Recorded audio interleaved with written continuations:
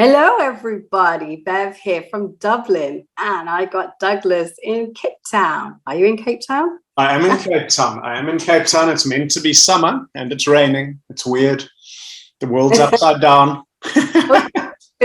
Here in October in Dublin, we've got a really sunny day, and it's actually quite mild weather-wise, which is a bit bonkers. Okay, so everything's upside down. Perfect. Thank you for the weather. So I've asked you to come on today to have a little chat with me about how excited are you to come back into the UK to do our next training, because it's February is the last training, and then COVID hit, and we were the last course, I believe, before February last year.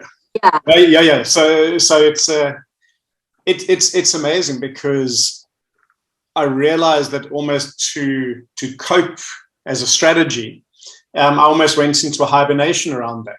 And then when Christopher and I started talking about Denmark, like I had to bring back my travel brain, my teaching brain. And so the minute that started, then everything else was like, well, I want to do this. You know, sometimes over the years of traveling, it's like I've done so much traveling that's all you kind of have that like, all right, and now I'm going here. I'm like, wow, cool. This is, I can't wait to see everyone again. And we don't know everyone who's going to be coming because they're new people, but there are a lot of old faces coming. And it's kind of, we've all gone through a process. And, you know, for anyone to say that your physiology hasn't changed in the last year and a half, let's just go wait and see. Because the one thing I know talking to everyone around the world is they're talking about what's coming up with clients. And, you know, clients are smashed. So why would we assume that we're not? And what are we going to do about it? You know, and so the most important thing that we can do in this training, besides learning and reconnecting, is building ourselves up again, making ourselves stronger, so that when we are working with people in these rather dire situations, and you know, the depressions are deeper, the anxieties and paranoias are definitely more extreme. Like it's how many people can honestly say that if you bump into 10 people today and have a conversation, that you're not going to come out of going, whew, toot, toot, toot. That was edgy, because people are they've got so much angst, so much stuff going on inside them. You know, it's kind of why I've got my shirt on here. This says Gatful. So Gatful. So for anyone who's listening, you have to try and say that. I would say that if you're from the Netherlands or from Denmark, you'd probably be quite good at saying Gatful. See, because it's Afrikaans, the full is also quite deep. You can't sing it, which is the Netherlands. But Gatful basically means sick of it. Enough. It's a good South African term. And in fact, a few weeks ago, Matt and I went with a few guys to go and play paddle, because Nuno and Duat introduced us to paddle, and we've now got some courts in South Africa. And I was wearing my Gatful shirt, and some young kid, probably about 15 years old, actually interrupted our game and came and said, "Sorry, sir, please can you tell me where you got that shirt, because I want one." Because it just tells, you know, this is where I'm at. And it's not, there's never a right or a wrong. It's just, this is it. Come on. Are we not so sick of all of this manic, bizarre chaos? So what we want to do is we want to get together, and we want to be the bizarre, manic chaos in a safe, orchestrated space, controlled space, where we can come out and the chaos out there won't look so chaotic, because we will be back. Oh yeah, well, I can't wait for that, because, you know, bringing you back after 18 months of, well, I won't say twiddling your thumbs, because you've done an awful lot, but you know, the sideline that you're, you know, if everything else fails in your life, you have a potential of creating t-shirt sales, because the amount of people who are after your t-shirts, after the 1, 2, 3 and the superstar in the middle. Okay, so you don't know this. You're now okay, so yes. Yeah, so right, this t-shirt. So I had to do something for the butt bungee yesterday. It's actually for the ones that are going off to Maeve. So I dropped stuff off at the screen printers, and I said to them, if I brought you a design, can I make some t-shirts for my next trip? And they were like, yes, of course, sure. And so I'm going to get Matt to take our 1, 2, 3 design and add a 2021.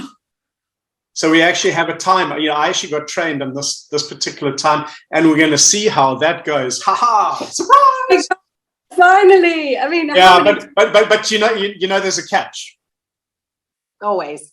You have to be on the course to get one. How's that? If you're not on the course, how can we give you a BeActivated 2021? You've got to be there.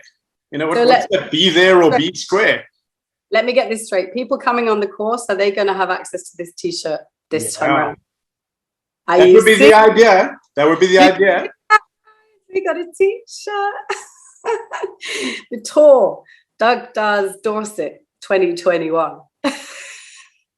Good Lord, that brings up some terrible imagery, so let's not go with that one. Oh my gosh, this is amazing. Yeah, you know, it just feels appropriate because it is actually a celebration that we did training in 2021, where actually we really thought that this wasn't going to happen. Yeah. And so it is something worthy of celebration. So let's celebrate and let's mark it.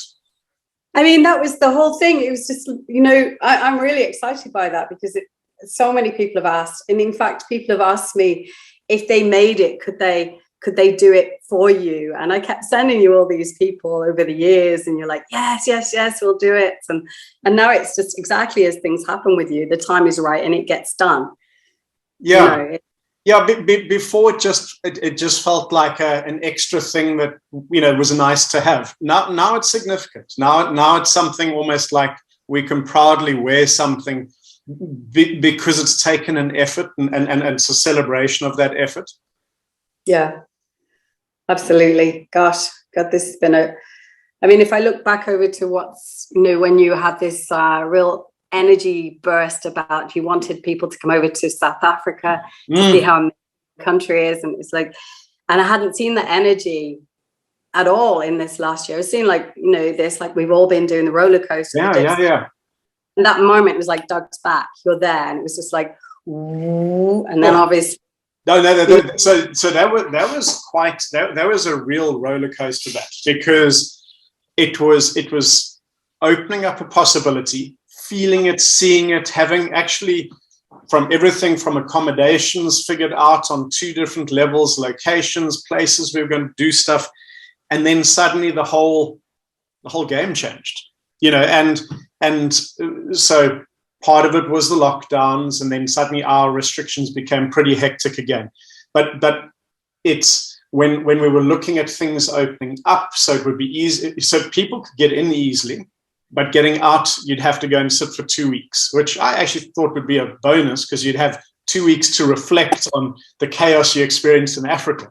But for me, that was really cool and really high, and really crap and really low when I realized it wasn't possible, because there was just so much went on in South Africa at that time, and it's like any pressure cooker, you know. So we had a whole lot of political hectic violence going on up Durban way, KwaZulu-Natal and Gauteng. Not our area, but everything comes over in our area. We ended up having a taxi war, which when you come here, you'd understand it's not a taxi that you think. It's different. It's taking a lot of people, and it's the harshness and the beauty of Africa. So Africa is real. And so in that there's an insane beauty and rawness, but there's also within rawness there's a violence, and so the database that one plays in is big, and so the highs, the beauty, the freedom is immense, but so is the backlash and the pushback, and when we've had all this pressure, like everyone's had around the world, this pressure, and some some countries are able to say, hey, we're not going to let you do this, this, and this, but what we're going to do for you to make sure you're okay is this, this, and this. Africa, South Africa, but Africa is not able to do that. They're allowed to say, you can't do this, but there's not enough resources and there's not enough infrastructure to say, and we're going to take care of you like this. There was some stuff, but it was so small that it just added within people a greater level of desperation.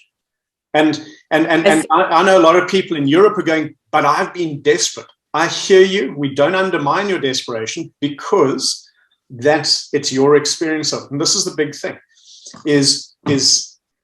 yeah, but I know I'm digressing here, but yeah, I get it, because it's the same, you know, it is all relative to, I feel extremely grateful that I experienced this in Europe, because, you know, yes, financially things got tougher, but I had a safety net. I wasn't completely, I mean, there were people that were not looked after, you know, even in Dublin, you know. Yeah. And so, but the thing is that, but what we've got to realize is that each one of us, the way we interpret what's going on around us is how our physiology is going to play it out.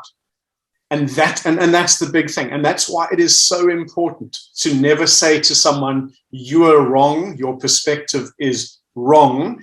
And because your perspective is this, that's why your body is doing that. And so, you know, when one person goes, oh, this happened, how do you feel about it? Oh, I feel all right. It was bad, and someone else goes, oh my God, no, that same thing, that was the end of my world. I pictured this. You can't say you're wrong. That was their perspective. That was the way they interpreted. Now you take those two interpretations through your physiology, you get totally different things manifesting. And so this is why more than ever, we need to listen to the words people use to describe where they're at.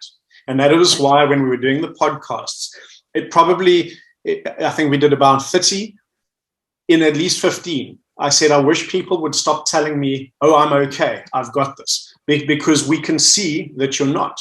And when you can acknowledge that you're not, you can do something with it. And if you bullshit, if you pretend, if you hold up this fake thing inside, you're dying, but you can't do anything with it because you're in denial. Our job is to connect ourselves with our physiology. And I'm going to show you something quite funny. I'm not going to demonstrate it to you because Matt's got to teach me properly, but I'm going to make a video on this thing. It's a gyroscope.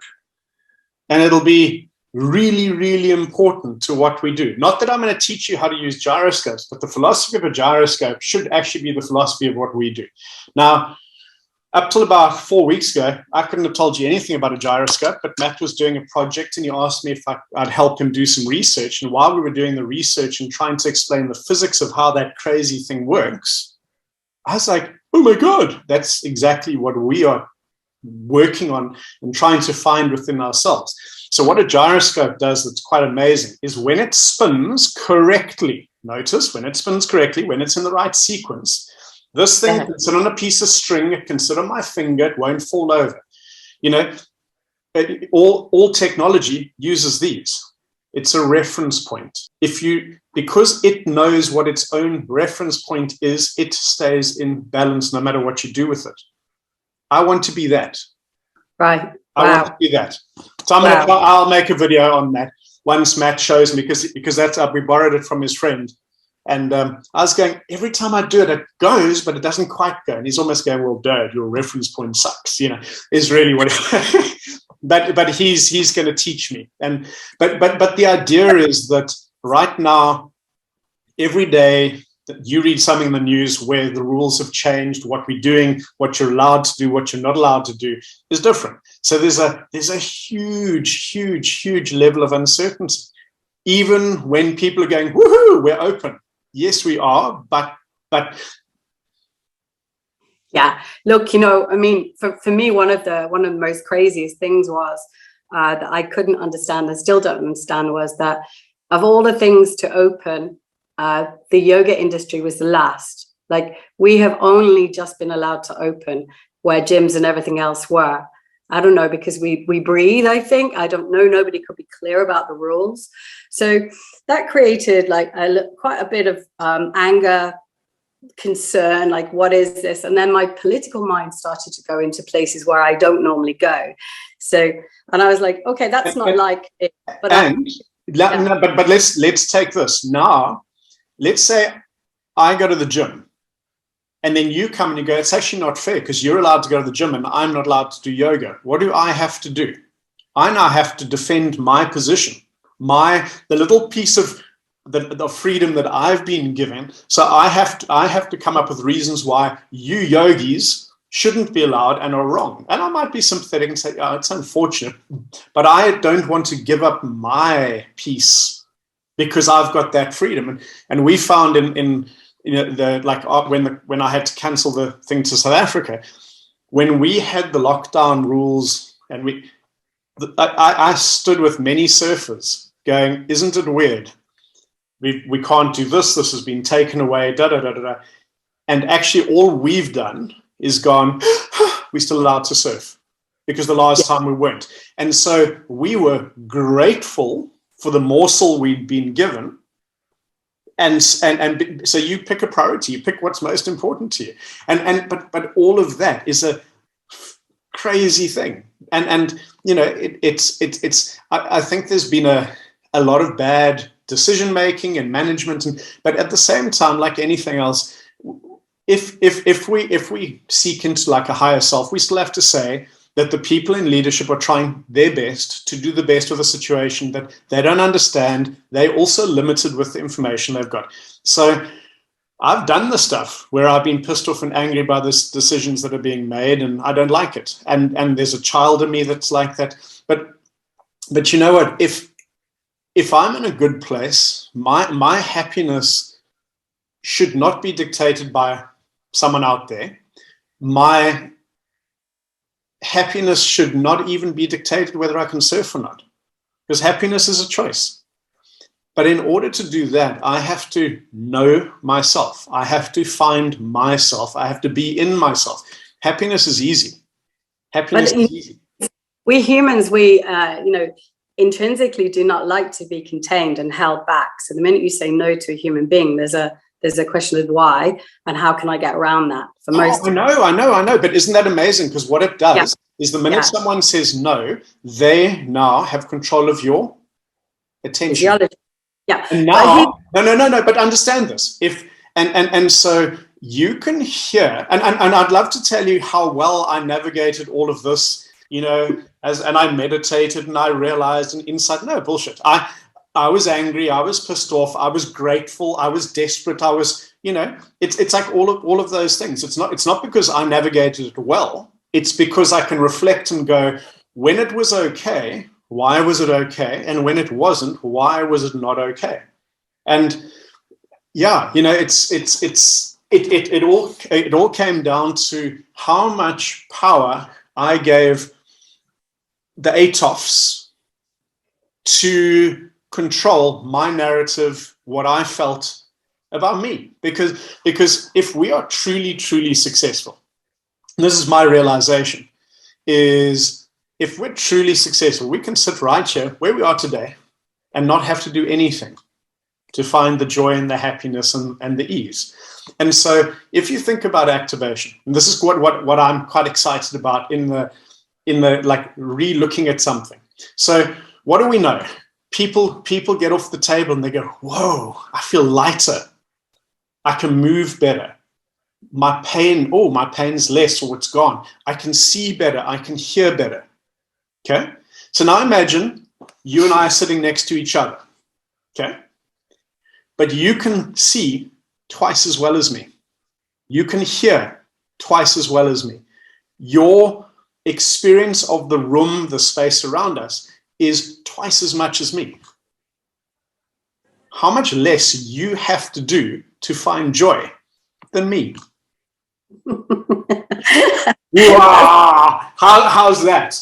How's that? Because you can find joy because so you really that thing that you go here, whatever your extremes are, you've got to go both sides of it, Yeah. That's your And the thing is that understanding that when we take some control back and we find our physiology, we get to choose how we feel. You here's know, your job. it's like when someone says, you have offended me. I love it because I go, you chose to be offended. That's all I heard. You chose to be offended. I did something. You chose to be offended. Being offended is a choice. Being angry, it's a choice. Not that, and it's crap because you want to go, no, but you made me angry because of da-da-da-da-da. Okay, well, now you have all the power because you are making me angry. No, I chose to be angry. I chose to allow you to make me angry. And now I own it. Now I can do something with it. And that's the wonders of physiology, because when, like for someone who is maybe hearing this for the first time, it sounds like hang on, but activation is about like helping you breathe, getting a sequence, strength, power, flexibility, endurance, speed, balance, coordination, all that stuff, isn't it? Yes, of course it is. Hundreds. But when you have all of those things in play, you have a better integration into your environment, into your world. You see more, you hear more, you experience more. And if I can see more than you, and this is how I teach my athletes. So if I want to teach my athlete to see more than their opponent, that's it. And if you can see more and you can do more, doesn't mean you're stronger than, right? I've got lots of people who are not as strong as their opponent, but they can see things that their opponent can't see, which means you're always going to beat them. Oh, I know. I want to be the best in my world. I don't want to beat you. I want to be the best me. So I want to be able to see. I want to see the spaces, see the gaps, see the joy, even when it's friggin' ugly. I want to see it. This is something I was talking with one of my clients the other day. He came in, he's got a shoulder thing going on. He's a big, strong lad, and he's done all sorts of martial arts. He's done everything. Whatever he does, he's one of those goes for it extremely, So when he was a power lifter, he was a big, fat-necked guy like this. And, he knew that wasn't doing. He started to come to my Ashtanga classes, and he's like, this is different. So he started to do that. And then he went into martial arts. So, but whatever he does, he really focuses, becomes very focused on it. And now he's doing some fighting, Muay Thai fighting. So he's doing all this elbow work. But I'm like, you're just brute force, man. You're just going like this. I said, it's not coming. So those little tiny Thai people, they fly, boom, and they can fell you with one strike. And there's nothing in that. They have done very little work to get you down on the ground. You know what you reminded me of? Sure, this must be about 15 years ago. We had a cage fighter on the workshop, and I think it was in Joburg, and it was level 2, so we get to play. And he was asking about elbow strikes. Now, I'd worked with a lot of fighters at that point, but nobody never asked me about elbow strikes. So he had to teach me an elbow strike, and then I had to hack it.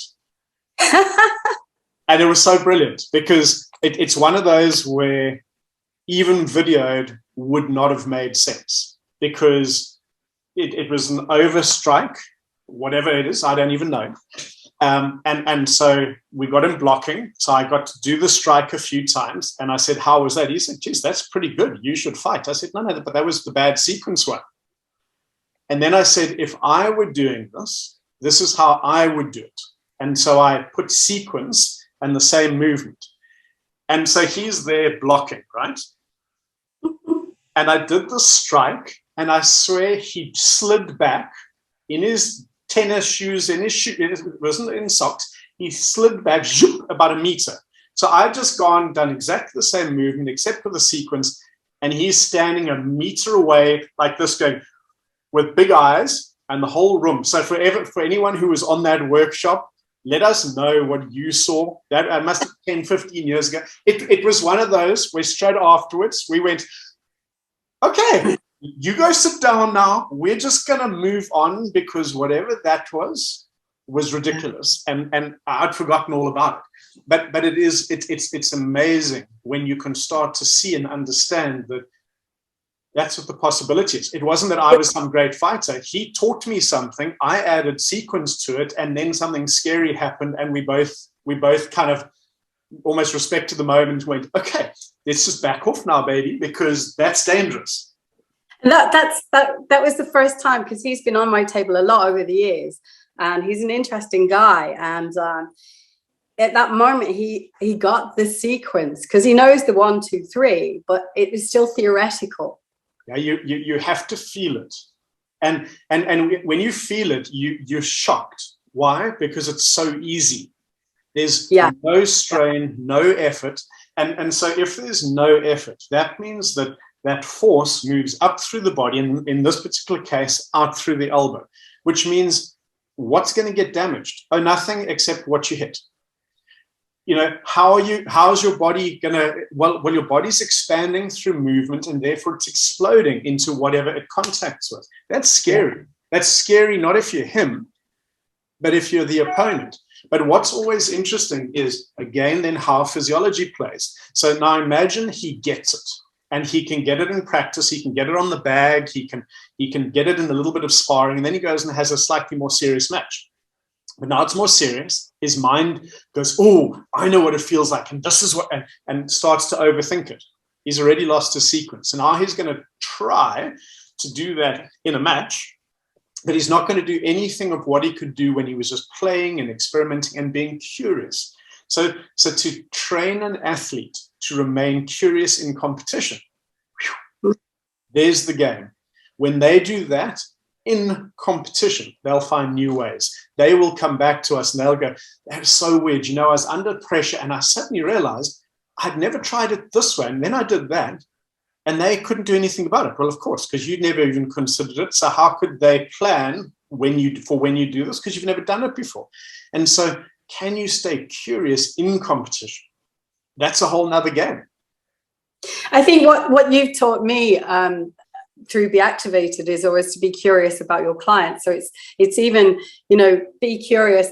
That for me, I don't really work with athletes that much anymore. So oh no, it's athletes are just an area, but I think most of us work mostly with clients who people who function in the world. So I've been working with a group of people. They're from an organization called Sound, and they have narcolepsy and cataplexy.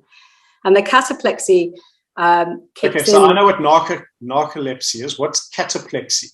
Cataplexy is when the brain shuts off power to certain muscles at random, and it's usually attached to emotion. So anything happy, so laughter, extreme emotions, and they're all slightly different. So something will trigger each of them. And I'm really enjoying working with this group. And they're okay, so they've got an injury, and there's a whole group of them, and I started working with them about 2 years ago. And initially it was yoga meditation, and I brought activation in because that's what we do. And what I'm finding is that the activations are helping. There's a young girl I work with, she's 15, and she's starting to get more control when the cataplexy comes in. Now she's just gone back to school, so there's a lot of overwhelm. Her posture's been terrible, and she's starting to just connect here when she starts to feel gone, and to squeeze her glutes. And she's saying that she's now starting to get a little bit more control over it. But sometimes it goes to the point where she can't communicate. She can only text for help. So that's the next thing we're going to look at, what happens at that point. You can do something. So how about hold your phone and just connect a little bit more with your breath? So I'm like working with. But that's beautiful, and it's amazing because we can see within like this young girl's story how there's this massive limitation that's still a limitation, but it's less scary. There are things that you're helping her find that she can do that can start to interrupt, that she can become aware. And like my sense is there's a young person who's finding a confidence, maybe compared to your regular teen, she's not there yet. But she's finding confidence within her disability that allows her to slowly expand and be back into environments, knowing that when things go wrong, she has the understanding and the tools to just make it a little easier. And that's amazing. And how different people's worlds are with this stuff. That's wonderful.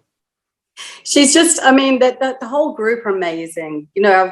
And there's one particular girl, she's 20, and she says hers comes on when she laughs at someone out of badness, you know. when she's like, ha ha ha, her cataplexy kicks in. What, he ragdolls and falls to the ground? She just goes, Good Lord, I'm now grateful that I don't have that, because I'd be ragdolled the whole workshop. She's had to do a lot of work around scenarios where she might just be wanting to be a little bit mean to someone. So it's made her really mindful without having to do mindful training. She's just learned. And then there's another, like, so okay. So we're enjoying this, but remember, this is about people who are considering doing workshops. Okay, guys. So what I'm saying, but what I hope people get is, you know, on a base level, we can really help you with your clients. When you know, I've seen some of the wonderful marketing that you've been doing. It really is funky. I really appreciate it. But it is that when you understand why something is happening in the body, you understand the sequence and how the sequence creates the problem. So you can chase the problem until you're blue in the face, but the sequence will keep doing the same thing. And so we have to resequence the body, but all of these things start to change. So the joy of this work isn't someone comes back and goes, whoa, I'm stronger. They go, wow, I'm stronger. But it's really strange because I'm happier, or I've noticed that when I'm driving my car, I'm singing. Is this what happens with this work? Or you know, my dog likes me now. Or you know, we've had all these crazy things and so there's so much more beyond just the physical ailments that people struggle with, because the physical ailment has all of this other stuff attached to it. And we know that we can help them understand a whole lot more of what's going on and how it impacts, and create some influence for them in their own lives.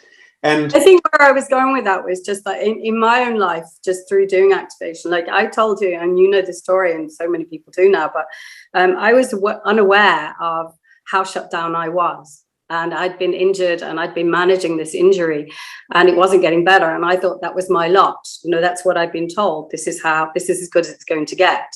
And, you know, I joke about it now, but I have not been the same since. I haven't been the same person. And there was a whole period of time where I was floundering, because I was like, well, who the feck am I now? Like, I actually don't know anymore. So I think coming into this work is, it's changing so many things in so many different layers. It's almost like it starts with awareness, and then the points are just a cursory part of you connecting with your body. What? And Points are a curse? What? You're a curse, dude. Before activation, my life was pretty nice. So I thought. It was boring and full of shit. What? No, but so let me tell you a story of my week.